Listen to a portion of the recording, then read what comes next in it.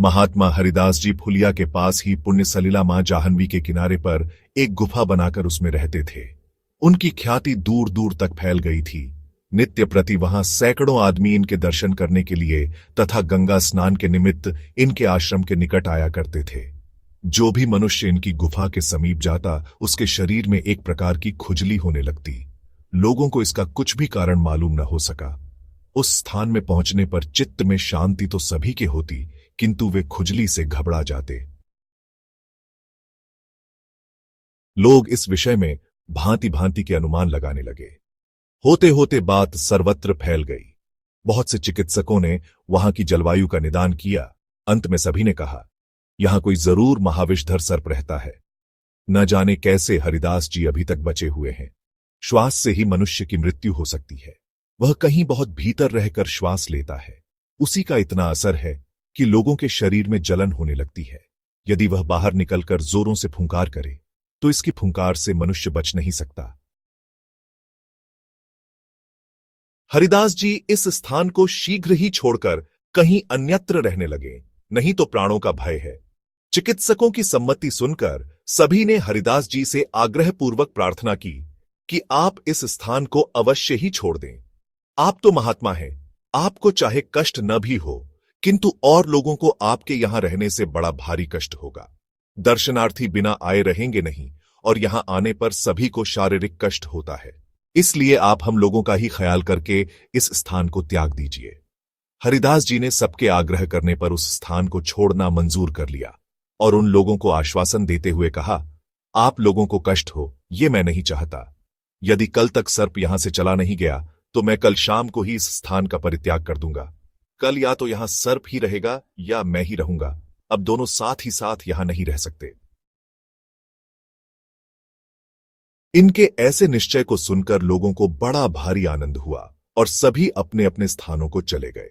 दूसरे दिन बहुत से भक्त एकत्रित होकर हरिदास जी के समीप श्री कृष्ण कीर्तन कर रहे थे कि उसी समय सब लोगों को उस अंधेरे स्थान में बड़ा भारी प्रकाश सा मालूम पड़ा। सभी भक्त आश्चर्य के साथ उस प्रकाश की ओर देखने लगे। सभी ने देखा कि एक चित्र विचित्र रंगों का बड़ा भारी सर्प वहां से निकलकर गंगा जी की ओर जा रहा है। उसके मस्तक पर एक बड़ी सी मणि जड़ी हुई है, उसी का इतना तेज प्रकाश है। सभी ने उस भयंकर सर्प को देखकर आश्चर्य प्रकट किया। सर्प धीरे धीरे गंगा जी के किनारे बहुत दूर चला गया। उस दिन से आश्रम में आने वाले किसी भी दर्शनार्थी के शरीर में खुजली नहीं हुई। संतों की तो दृष्टि मात्र से अविद्या का बंधन खुल जाता है तथा भगवान भी कभी उनके वचनों का उल्लंघन नहीं करते। एक दिन एक विशिष्ट व्यक्ति के घर में एक सपेरा आया। सपेरे में विषदंत रहित सर्प के दंशन के साथ साथ मंत्र के प्रभाव से सर्पों के अधिष्ठात देवता नागराज वासुकी का आवेश हो गया। मृदंग तथा मंजीरे की ध्वनि के साथ गाए जाने वाले गीत तथा सपेरे के द्वारा जपे जा रहे मंत्र की शक्ति के प्रभाव को देखकर सभी मंत्र मुग्ध हो रहे थे। दैवयोग से श्री हरिदास ठाकुर भी वहां आ पहुंचे। वे भी एक और खड़े होकर उस दृश्य को देखने लगे। देखते ही देखते मंत्र के प्रभाव से उस सपेरे के शरीर में अधिष्ठित नागराज वासुकी, विष्णु भक्त शेष, अनंत स्वयं उसके माध्यम से उद्दंड नृत्य करने लगे। कालियद में कालिया के ऊपर चढ़कर अखिल कलाओं के गुरु भगवान श्री कृष्ण ने जिस प्रकार तांडव नृत्य किया था, उसी प्रकार की भावभंगी को अवलंबन करके सपेरा भी नृत्य करने लगा तथा कालिया नाग के प्रति श्री कृष्ण ने दंड देने के बहाने से जो अत्यधिक दया की थी, उस लीला से संबंधित एक गीत गाने लगा।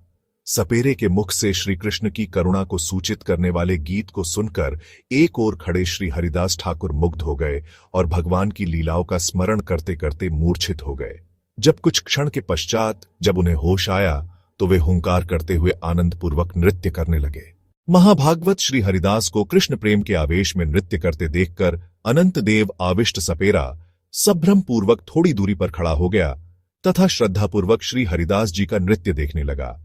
श्री कृष्ण के प्रेमावेश में श्री कृष्ण के अतुलनीय कारुण्य गुण को श्रवण और स्मरण करते करते भूमि पर लौटपोट खाने लगते, कभी उठकर पुनः नाचने लगते तथा क्रंदन करने लगते।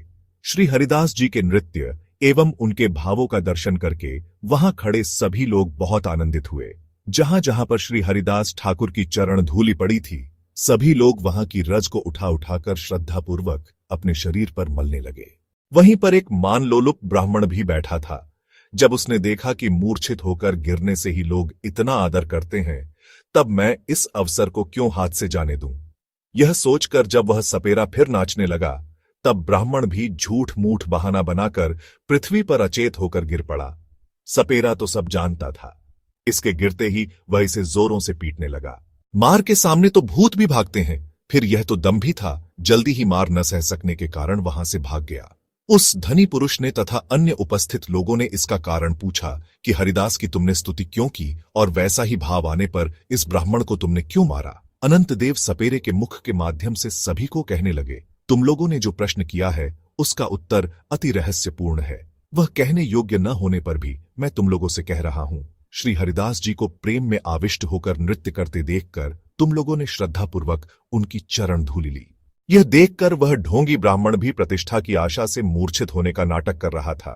श्री हरिदास जी निष्कपट अप्राकृत सहज प्रेमिक शुद्ध भगवत भक्त हैं, और यह अधम विप्र घृणित प्राकृत सहजिया है, जो महाभागवत वैष्णवों की अलौकिक क्रिया मुद्रा का कृत्रिम रूप से अनुकरण करके भक्त के रूप में जड़ प्रतिष्ठा प्राप्त करने की इच्छा करते हैं।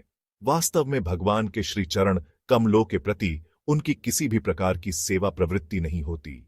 वे अपनी जड़ इंद्रियों की तृप्ति के लिए ही कृष्ण भक्त के रूप में सच कर लोगों को ठगते हैं।